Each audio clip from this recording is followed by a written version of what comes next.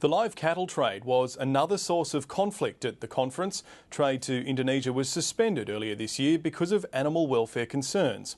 A large number of conference delegates supported amendments to the party's platform that would see live trade phased out after 4 years.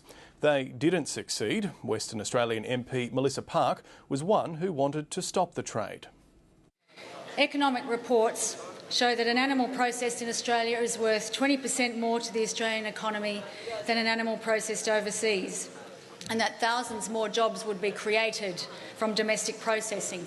As we've seen from manufacturing, it is important for government to support industries that value add, that create jobs, and our proposed amendment is that Labor will aim for a phased transition out of the live export trade and towards an expanded chilled, frozen and processed meat export trade over 4 years, which will give sufficient time for farmers, including Indigenous farmers, to be supported and to ensure that there is appropriate infrastructure, particularly in the north where there currently is none.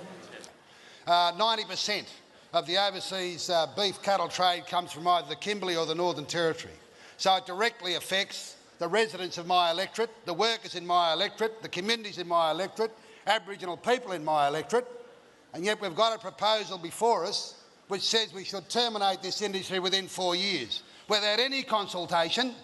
Every Australian job is precious, and we must never fall into the trap of believing that killing one industry is the way to protect another industry.